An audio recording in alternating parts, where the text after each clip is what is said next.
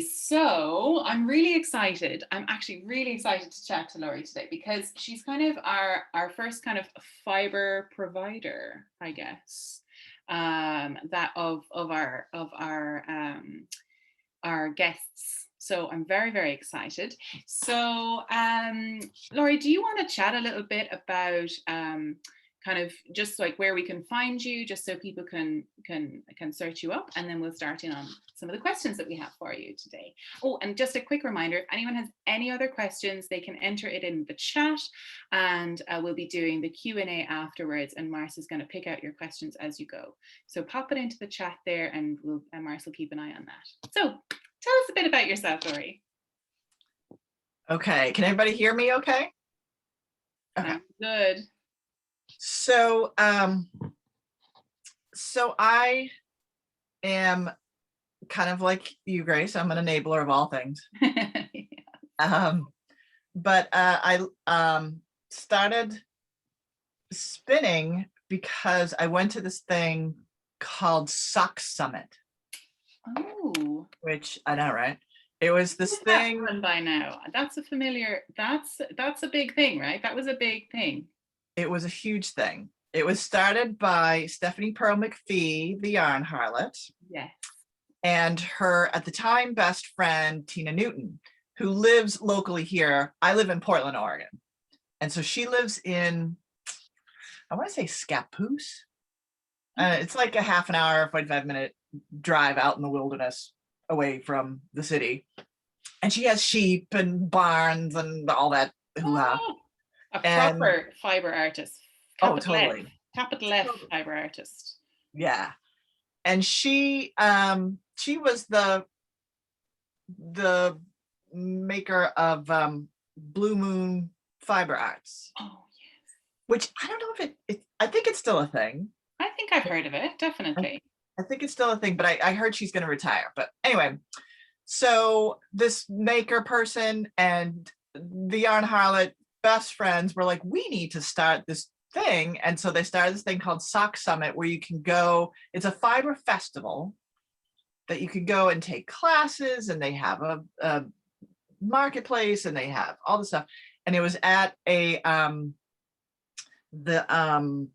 local convention center. Yeah. So it was a huge space, and there were just like tens of thousands of people. I mean, it was crazy huge. What year was this now that you went? This was 2009 and 2011 were the two Sock Summits. And everybody who is anybody in the fiber world was there. Yeah. We're talking like, if Elizabeth Zimmerman could raise from the dead, she would have been there. You know, it was hardcore. Anyway, so while I was there, I was a knitter. This was in 2009. So I'm a knitter. I've been knitting since 1990, which that's a whole nother story too. But so I've been knitting for a while, was getting pretty good at it, and I really enjoy socks. Socks was my thing, you know. And at the time, sock yarn was this revolutionary thing where you could knit and, you know, use sock yarn for shawls, you know, because of the colorways, and, you know, blah, blah. You didn't have to change color back and forth. And so it was this whole thing. So I was there, and there were all these people with spinning wheels. And I'm like, what the hell is that? Wow. And they were spinning fiber to make socks. I mean, you know, that's a level that is right. It was so like, and so it changed my life. And so I've been spinning ever since. And I wrote about this in Ply magazine. And they took my little article and published it in Ply magazine. Yay, so congratulations. That's kind of my thing, of where I started spinning. So now I am, I own this company, apparently, and started 2 years ago. This woman put an ad on Facebook, that says, I don't want to do this anymore. Does somebody want to buy my business? And I was like, oh, me. I was driving a bus for the city of Portland, which I have to say is a good job, not a good job for me. Yeah. That's always very important to specify. There's always jobs that are good, but not good for you. Or maybe even at the time, like you know, when you start something, it's a good job. And then over time you're like, oh, this is not now. Right. So you took over this company from this lady, and did you keep the name, or did you change the name, or what? I kept the name because it's easier, you know, with the government, you know, you have to register as a business with the government and you have to pay taxes and blah, blah, blah. Now that I've been doing it for a couple of years, maybe I'll change the name. I don't know. I mean, I get the name recognition gets me into fiber festivals, and I mean, that's also very important. You know, you've got that consistency, which is always handy, you know. So if it ain't broke, don't fix it, I guess. But yeah, I don't know. I'm just really, yeah. I'm not fond of the name. It's not my first choice. And I'm actually changing the logo. I'm doing other changes, like changing the logo and changing the look of the label and changing the colorways and stuff like that. Trying to make it that's part of like the creative part of the business is all the branding and stuff. It's quite really fun. Yeah, it's intense. Yeah, it's very intense. And I don't know what I'm doing. I'm like, here's my fiber, buy it. You know, like I don't know how to do any of that stuff. So I've got actually my husband's daughter, who has a master's degree in stuff, I don't know, design and whatnot. And so she's helping me. She's taken over my Instagram. So Instagram is just AbstractFiber is the name of the Instagram. And so she, you know, I gave her the login and all the keys to the car. And so she, you know, we send her stuff and then she takes sexy yarn porn and knows the right words and does all the stuff. So when you see postings on Instagram, that's her. It's not me. I have no idea what I'm doing. Delegation. It's recognizing talent. It is job creation. You're a genius. Okay. Excellent. Yes. So do you get to spin much at the moment, or are you spinning currently? Like, I wonder, like, I suppose what we as a community want to know is, what do you enjoy most about spinning? What sort of energy does it give you? What does it? Well, I do spin a little bit because I have to spin, like, this was organic merino, 100% 19 micron merino. That's just, you know, delicious. Oh God, you know. So I was like, yeah, I'm spinning this. So I just, you know, played with stuff so I can make little samples to show at fiber festivals. So that's kind of like mostly what I do, spinning wise. But I made this, like, I spun this up. So originally it was just this little square. And then I started to like kept going and going. And so now I'm like, maybe I can make a pattern out of this. So I'm really into thinking about pattern making. But the thing, what was the question? What do I like about spinning? Yeah, what do you enjoy most about spinning? So, you know, there's that meditative thing that's, you know, you zone out and you're like, yes, this is wonderful. And that whole thing. But mostly though, like, so when I was at the Sock Summit, it was like being a kid in the playground where you just, you know, when you're 5 and you walk up to another kid and you go, let's play. Okay. Yay. You know, you don't even know this person. It's just wee. And so when I'm at fiber festivals, when I'm at knit night or spin night or any of that stuff, this instant bonding with other knitter, spitter, maker people is just like, oh, my peoples. So good. You know, you find your people. So it's the community that really appeals to me in this space of making and all that kind of stuff. That's So fantastic. one of the things I want to do with that, if I can toot my own horn a little bit. Absolutely, absolutely. Toot away. So I'm going to be doing, I'm going to be making these kits, and it's going to be a series of kits, and they're based on a Black author. Oh. So the first one is going to be Lorraine Hansberry's Raisin in the Sun, and it'll contain a skein of yarn. So it's mostly yellow with a little bit of brown. Get it? Raisin in the Sun. Ooh. And then there'll be a skein of yarn, a pattern for a sock, and a copy of the book, all in a box. So you buy the kit, and then we'll have a Zoom knit along to talk about the book as we knit. It's a book club, knit club. What? Yeah.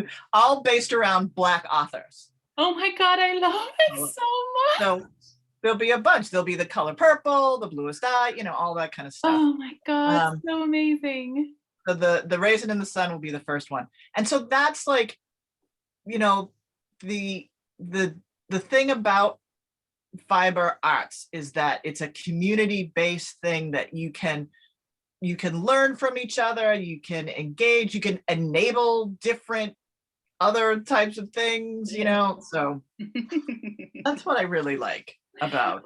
That's fantastic. So it's not so much about the technical detail for you, it's more about the enjoyment of the community, working with them, and the feeling that you get off of it. There's some technical things, like I love breed study. So here's another horn tooting thing. I make these little 1 ounce, what I call breed study. It's just a little, just little 1 ounces of. Oh, you make little sample packs with these breed studies in color.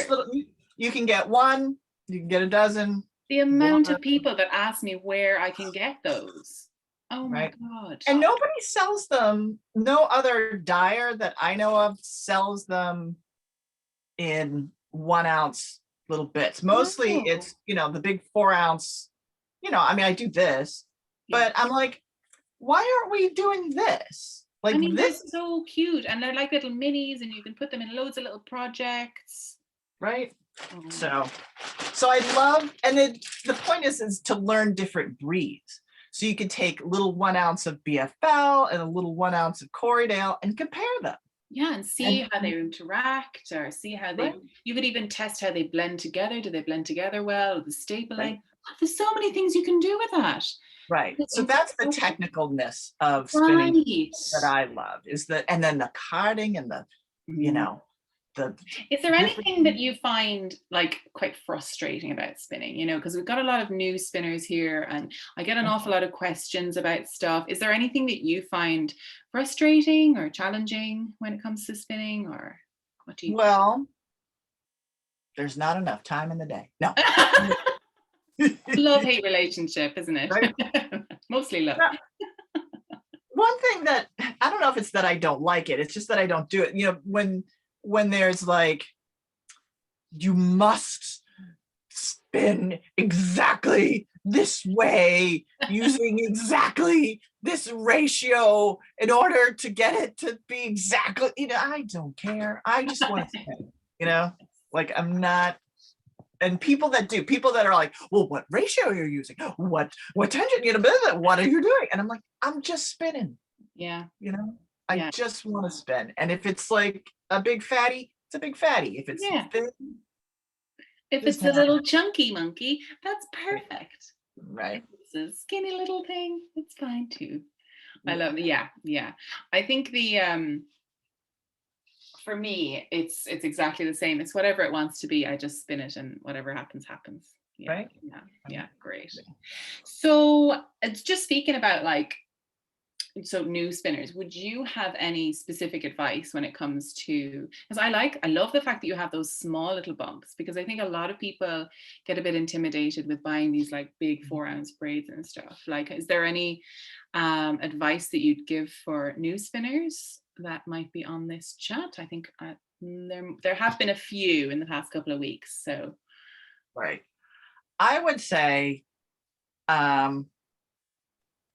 just be open to the process. It's actually a skill that you can learn. You know, like when I was first learning to spin, I would see these people do long draw and they just go, and it was just like magic, you know, they were just like dramatic magic. It's like, oh, right. And I was like, how do you do that? And people would say, I don't know, you just do it. And I'm like, no, helpful. No. Actually, and so I learned from JC Boggs. Oh yes, so fab. First thing, as a new spinner, go get Ply magazine. Yes. Just don't stop at 200. Don't get your 200. Don't, you know, just go and get Ply magazine. Mm-hmm. It's really like, I would say it's the best. It's an incredible resource. I've bought all the back issues just to have a library of it. Yeah. And you can get them digital now. And then JC Boggs has, I want to say, a craftsy class, or maybe it's just a YouTube video. I don't know. It's a craftsy class. I took it. That was my first ever class. Someone recommended it to me as well. Fab. Oh, she's so good. She teaches you, there's actual techniques to this spinning thing. If you hold it this way and then hold it that way and then do this thing and then pedal with this, that you can do. And it's like, it's not just do it. It's a skill. Yeah. So, and take your time with it, you know, just like anything, you just breathe and, you know, definitely go slow. I mean, the time has no meaning right now. So, you know, yeah. It all makes no meaning. And don't be afraid. Like, there's so many experts, right, that tell you exactly how to do it. Don't be afraid to take your braid and rip it in half. And rip it in half again, and rip it in half as many times as you need in order to get a thickness that will work for you. If somebody said, oh, you're not supposed to pre-draft, or you're not supposed to rip it in half, you're just supposed to spin it like it comes. Do whatever you want, whatever makes you feel comfortable. If you don't want to have this big honking huge piece of fiber in your hand, then, you know, yeah, don't do that, you know. Follow your heart. Yeah. And the last thing I would say is go to fiber festivals. You'll meet people, you'll learn new techniques. You don't even have to take a class. Just walking around, just, you know, it's that little kid in the sandbox thing. You just meet other new experienced spinners and new spinners and just bunches of spinners. And you'll learn just so much just from hanging out with people. So yeah. Those are my quick and dirty advices. I love it. Oh, I can't wait until we get back to festivals. I can't wait. It's going to be so good. I'm going to hug everybody. I'm like, you vaccinated? Hug. Vaccinated? Hug. Vaccinated. I can't wait. So we've got a couple more questions. What have you got, like, your most precious or most soulful stash, or like a piece, or like something you've spun or something you've bought or something that has meaning to you from maybe one of these festivals? Or what do you think it would be the best, your most precious? Do you have a most precious? Precious. Yeah. Precious. Well, my basically, I just want to see the good stuff. Show me the good stuff. My personal favorite is BFL. This is BFL in silk, just a little bit of silk. A little bit of silk is good for everything. But I do have, you know, I have 100% that for the rustic crowd that like 100%. And then the stuff with silk. So silk makes everything soft, not just softer, but sometimes easier to draft, you know? I think it's the length of the fibers. They kind of, everything else, it pulls with it. So it just makes it all kind of just flow really nicely. Yeah. There's a strength to silk as well, isn't there? Yeah. Like if you're making socks, silk will be good, you know, so you don't have to put nylon, because there's some braids you can get that have 75% wool and 25% nylon, so you can spin for socks. you know, but silk will give it that strength you need if you need for socks. But BFL is my favorite. I think it just, I don't know. It's like there's some fibers like Tagi is springy, but BFL, it's creamy. It's just delightful. I don't know. Elegant little curl in it as well. It's just like this little, ooh. Yeah. Very sweet. So BFL, I think BFL would be your faves. I think that's my favorite fiber. Because I think it's long enough, because it's long enough to drape, but then it's also extremely strong.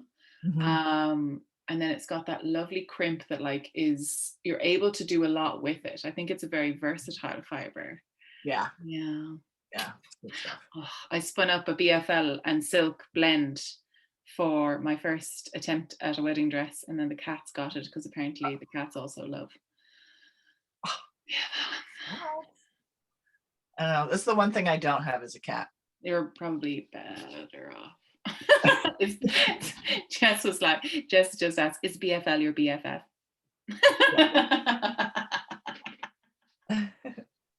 She's too quick, that girl, too quick.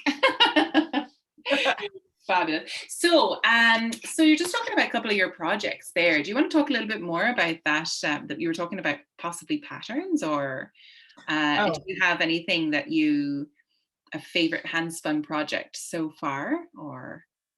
Well, I was showing this because the thing I love to make is squares. I start with a square and then expand from that. Hello, squares, you know, expand from that. Oh, and here's something. Maybe let me show you real quick. Because, you know, I don't have enough to do. So I started quilting. Oh my gosh. I don't know if you can see that. And I hung this up on the window one day because I didn't have a place to put it. And I was trying to, you know, I was moving stuff around and I was like, oh, let me just throw this up over the window. And I was like, oh, that looks like stained glass window. And so now I'm like addicted. I just can't stop making little pieces of things. And it's like painting. You know, you take a piece, sew it to that piece, and then sew it to that. And so it just becomes this like a brush of painting back and forth. And it's kind of like spinning too, because with spinning, you can take a little bit of one color and then just add another color and just another, and you just keep going and going and like whatever colors you want, and just happens. And then before you know it, you have this beautifully painted thing. Yeah. You know, so it's all that same kind of painterly aesthetic where you're just using color to just do a thing. Yeah, and I love that, like the piecing aspect as well, you know. Definitely. Have you heard of the Japanese, is it Japanese or Korean maybe, of oh god, I'll forget it now. Oh, Jessica's gonna kill me. I can't remember the name of it. That's it. Baji or something. Someone might Bajagi. know. Yes, there you go. Yes. Didn't want to say it wrong. But same sort of, you know, that sort of piecing aspect of like and you don't even need a lot of pieces, just small little pieces, and then it just becomes something so beautiful and stunning. I love that. And I'm like, why aren't we all doing this? Like, really? I'm like just discovering this by accident, you know? So Right. Listen, so that is most of the questions that we ask everyone, and it's so fascinating to hear everyone's different answers. Everyone that we invite on is like different starting stories and different like kind of different approaches to it. So thanks so much. I think we've got a couple of questions that came in the chat. So I'm going to pass it over to Mars and she'll ask a couple of those. If anyone has any more questions, just pop it into the chat. And yeah, then we'll keep going. Thanks so much. Oh, it's so good to learn more about you, Lori. I had the pleasure of meeting you at an online retreat. So what you talked about regarding community 1000% resonates with me. And obviously we are community people because Grace and Mina and I thought that more of us should get together and talk about fiber all the time. Yeah. So you are amongst your people here for sure. We're interested in your spinning wheel. What kind of wheel or wheels do you spin on? Oh, girl. I have, well, my first spinning wheel, here, I'll show you, is this weird thing. It's an Ashford traditional that was painted blue. And then it has little like flowers and cutesy little things on it, which I was like, yeah, cutesy things. But then someone told me that's the Aurora Colony blue. So I'm like, oh, okay, I can't mess with it, which is, I don't know, it's a thing. And I got it from this man who came, I used to work in a yarn store, and this man walked in, and I wasn't there, but he said, some older woman in our lives has passed away and we're cleaning out her stuff. And I don't know what this thing is, here, and ran away. And it was this spinning wheel in a box that was all in pieces. And the person he gave it to, she tried to put it together and she was like, I don't know what I'm doing. So she gave it to me and I took it home and I put it together backwards but eventually figured it out. And from there, I have a shocked sidekick that's portable. You bring it to festivals. I have a shocked matchless that I got an incredible deal on. They didn't know what they had. I have a Lendrum. Again, another person didn't know what they had. I got it for nothing, barely. And then I have a couple. I have the eel wheel, the little baby, teeny weeny little eel wheel, which is adorable. And then I got the bigger eel wheel, the second iteration of that, because I can't stop. I can't help myself. You're also a bargain finder, so I can't blame you. You're going to find good deals on those names. Those are all pretty well-respected brands that you're talking about. So that's good stuff. Do you find that you use each of them for specific projects, or do you just kind of move with which one you feel like working on? Well, I do enjoy spinning with the Lendrum. Something about the cadence of the double treadle and just the way that it's set up spins really well. So I really enjoy spinning with that. With the matchless, it's double drive, so it gives a lot more twist. So I really enjoy plying with the matchless. And with this new electric eel wheel, you know, totally plying, but I can do whatever I want with that. But mostly it's like whatever, like the portableness of it, or if I'm just hanging out of it, you know, it depends on what I'm doing, is whichever one that I use, if that makes sense. It totally does make sense. And I'm a single wheel owner right now, but what I just heard you talk about is like using a tool for its purpose or to its best purpose, which makes a lot of sense to me. The idea of portability is so connected, again, back to community. So thinking about tools that allow you to do what you love while you're in other spaces away from home is really cool. So we had a question about your favorite wheel or one you use most often. And I feel like you answered that by saying you kind of feel out by project, which you want to work with. That's really cool. This question from Leanne says, have you or do you spin for socks? So if that's the first thing you saw at a fiber summit, a sock summit, one would think that you'd go right from sock knitting into making sock yarn into knitting hand spun socks. Is that true? Oh yeah. And I also learned that the best fiber for spinning socks are what's called down breeds. And I think I don't know if I'm reading this right, but down is like down in England. Like if you look at England and it's the shape like this, you know, it's all the breeds that you go down through the country or something. I don't know. Anyway, so the down breeds have this magical property of naturally not non-feltable, because there's no such thing really, but I did take some Cheviot, which is down like breed, but I spun it, I knit a little swatch of it, threw it in the washing machine with all my other regular jeans and all kinds of stuff, pulled it out. It was the same size as when it went in, and then I unraveled it. Wow. Yeah. That's a great test. Right? So if you want to spin for socks, I would suggest a down breed. There's lots of different down breeds, and there's an entire Ply magazine issue. I'm not sure which issue that was, but I know it has green on the cover, and it's all about down breeds. And it's all That's about a good tip. Yeah, and a lot of them use it for spinning for socks. That's so check that out. Tip. I feel like that's a fun exploration. What I got from being on your site and from learning more about you is you embrace that idea of exploration, like you do with your samples, your 1 ounce samples.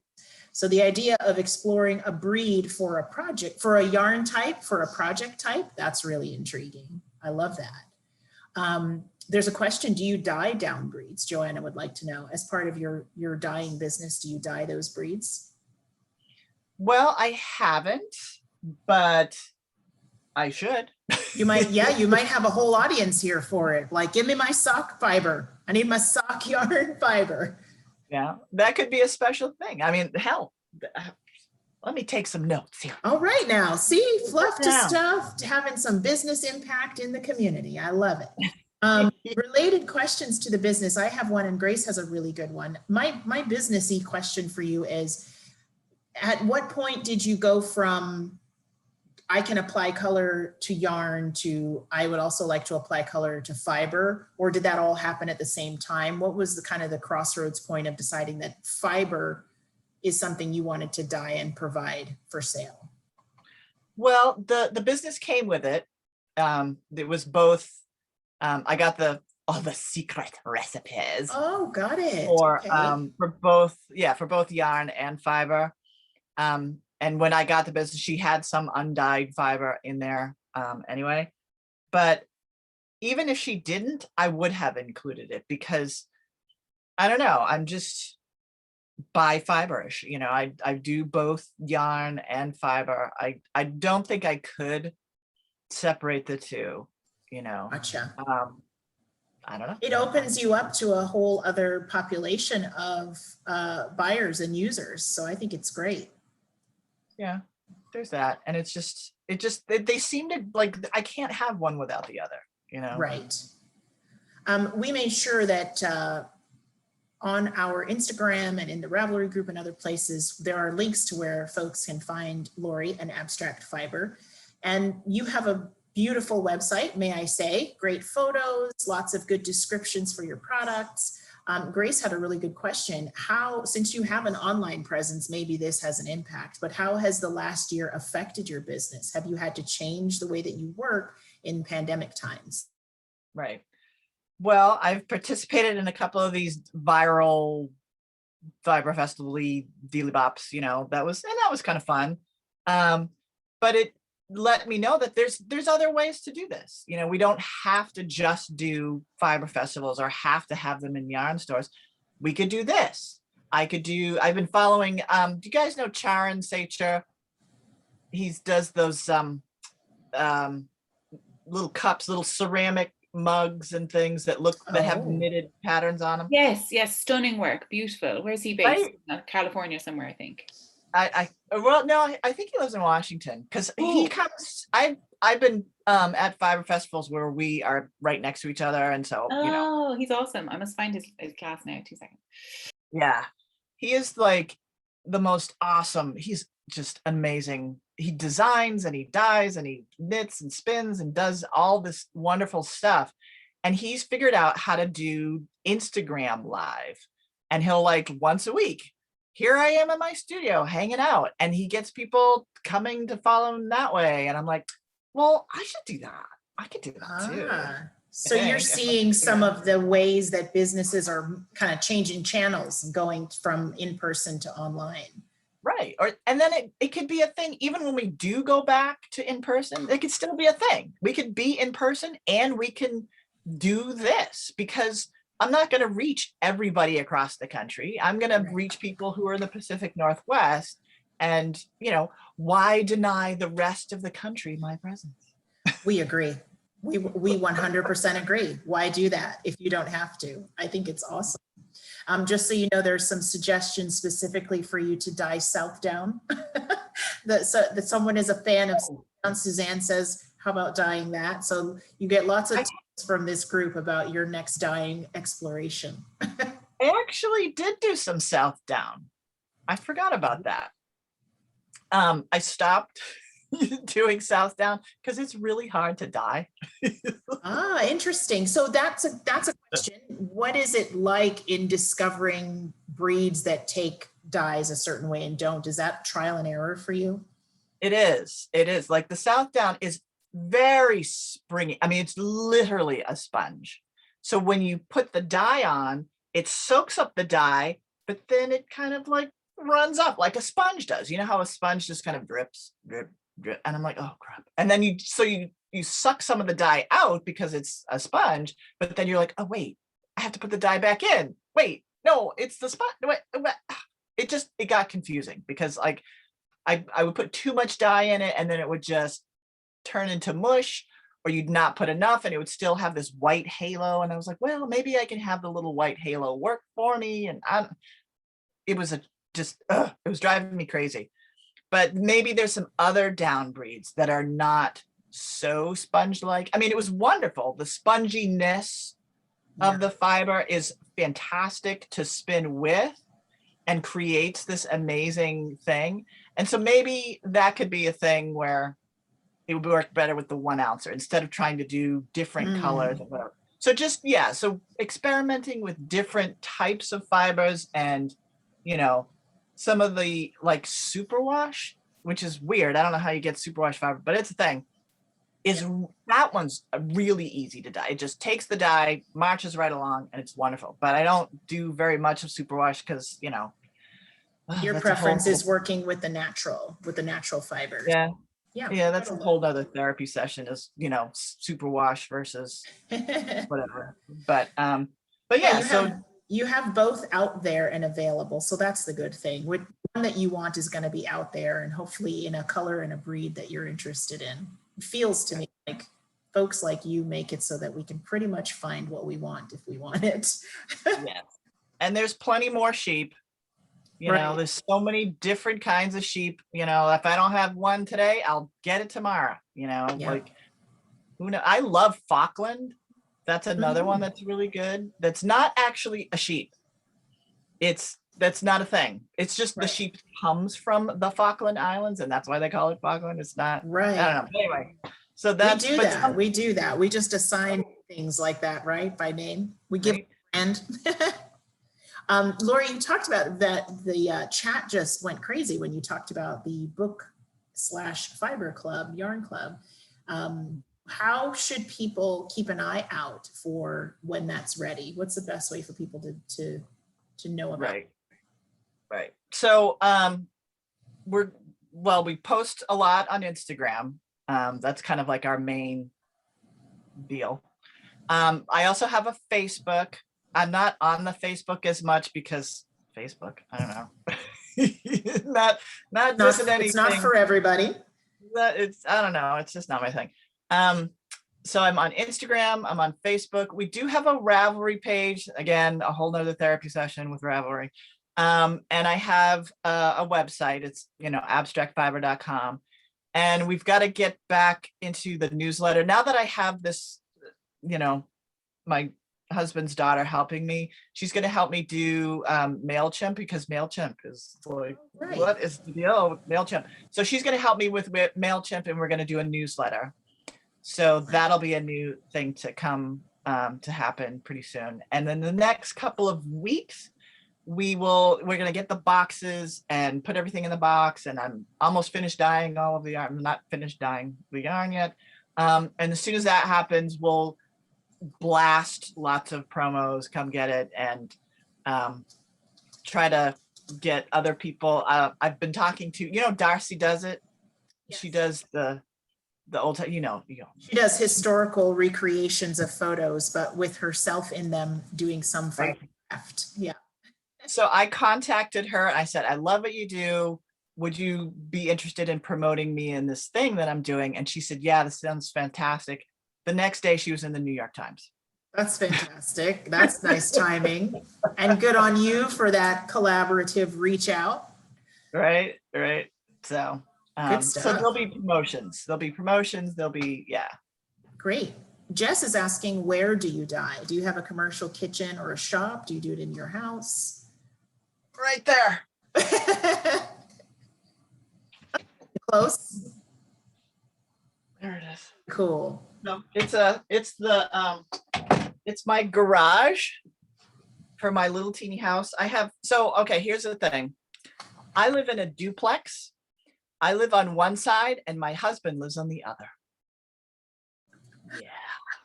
Yeah, it's nice. So anyway, so I have my space, he has his space, and we both have a garage. On his side, he has a shop, a wood shop. He builds stuff. He can do electrical, he can do plumbing, he can build you a roof. He does it. He makes catios. Right. Yes, indeed. Does he Is that travel? what it sounds Does he like? travel to Ireland? Because I need one, please. Thank you. Is that a cat patio? Is that what that is? Yeah, it's an enclosed space. He builds like a wooden frame and then puts screens. So could we have him on as our next guest? No. So he built me the studio. He put in a sink, he put in a dye table, he built a bunch of shelves and all the stuff. And now my garage is my studio. So, and in the summertime, I'm opening the door and I don't know, maybe people can come visit. I've had people come and have a dye day and just, hang out with me and that kind of thing. But we haven't done that with the plague and all that kind of stuff. But who knows? Maybe That's by fantastic. the end of summer. A duplex of makers. That is so cool. I have not heard about that and I'm trying to figure out why I didn't think of it before. That's pretty great. What are we doing with ourselves? I know, exactly. Life situation. What on earth? Jennifer has a question about the book club. She's asking, will the book club have only yarn and the book, or could you choose fiber and the book instead? Yeah, for the first iteration, I'm just doing yarn. I'm like overwhelmed with just the yarn at this point, and then I'm also considering doing a spinning book thing. Maybe with like the color purple, I was going to dye some yarn, but that's kind of silly. So, but if I had like 3 or 4 different purples within, like 4, like different breeds, 4 different purples with different breeds, that could be a different kind of project, Yeah, so I think that would be interesting to see how color expresses on the different breeds. That would right. Yeah. Zan says, Katharine Hepburn's definition of the best marriage: live close by and visit often. Yes. You've already figured that out. You've already figured that out. Fantastic.